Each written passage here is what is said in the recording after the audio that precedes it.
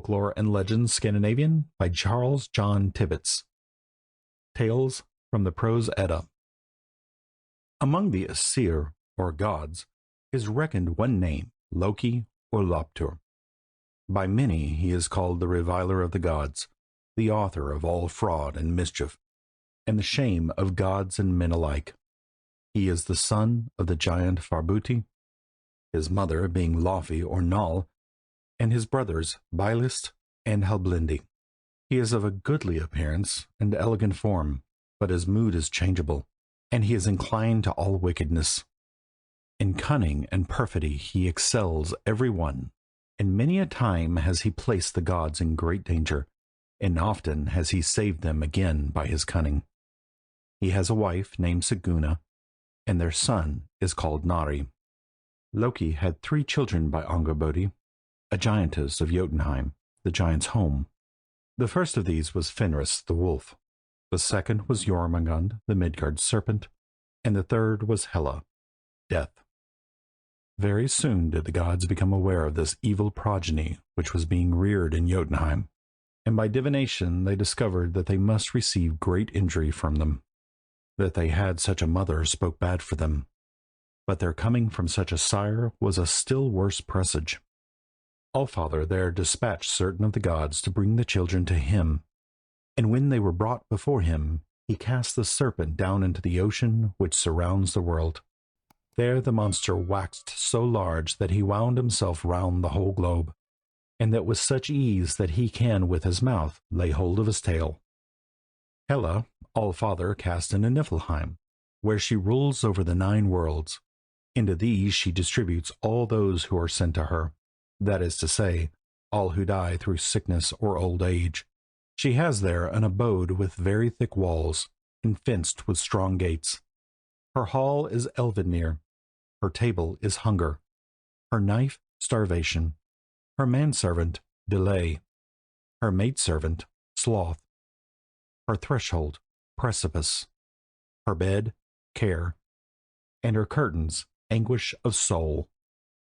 The one half of her body is livid, the other half is flesh color. She has a terrible look, so that she can be easily known.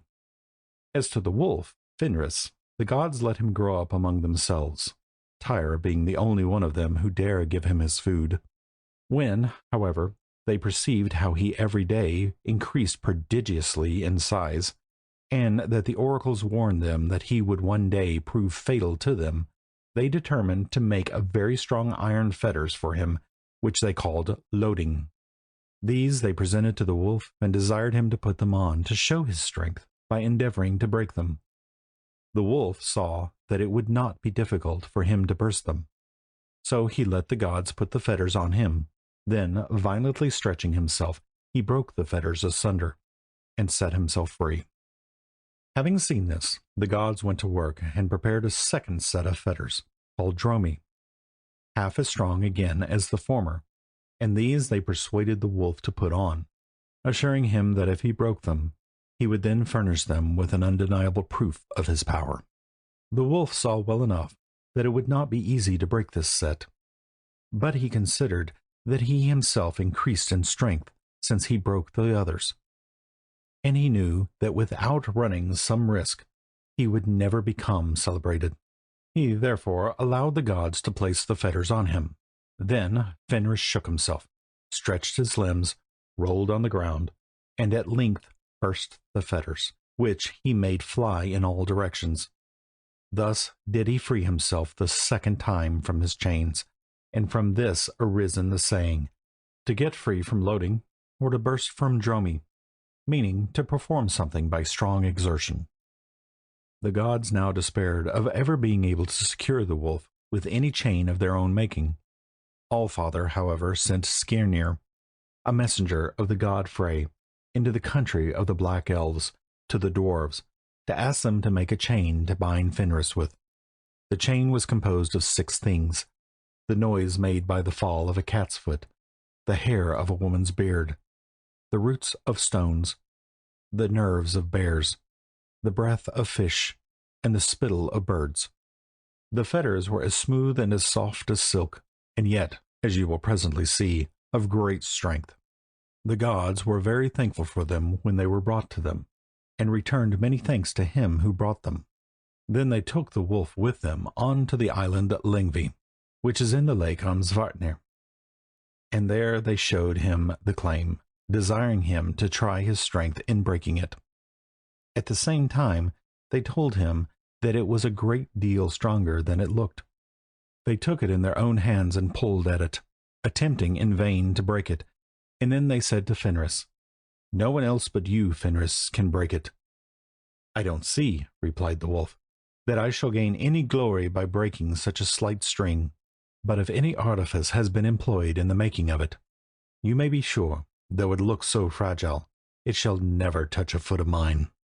The gods told him he would easily break so slight a bandage, since he had already broken asunder shackles of iron of the most solid make.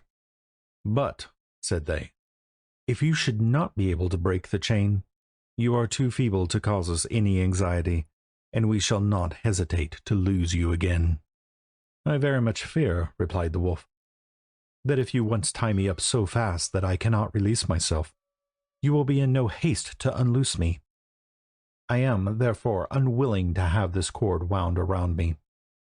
But to show you that I am no coward, I will agree to it, but one of you must put his hand in my mouth, as a pledge that you intend me no deceit." The gods looked at one another wistfully, for they found themselves in an embarrassing situation. Then Tyr stepped forward and bravely put his right hand in the monster's mouth. The gods then tied up the wolf, who forcibly stretched himself, as he had formerly done, and exerted all his powers to disengage himself. But the more efforts he made, the tighter he drew the chain about him. And then all the gods, except Tyr, who lost his hand, burst out into laughter at the sight. Seeing that he was so fast tied that he would never be able to get loose again, they took one end of the chain, which was called Gelja, and having drilled a hole for it, drew it through the middle of a large rock, for which they sank deep into the earth. Afterwards, to make all still more secure, they tied the end of the chain, which came through the rock, to a great stone called Kaviti, which they sank still deeper. The wolf used the utmost power to free himself, and, opening his mouth, tried to bite them. When the gods saw that, they took a sword and thrust it into his mouth, so that it entered under his jaw right up to the hilt, and the point reached his palate. He howled in the most terrible manner, and since then the foam has poured from his mouth in such an abundance that it forms the river called Von. So the wolf must remain until Ragnarok. Such a wicked race that Loki begot.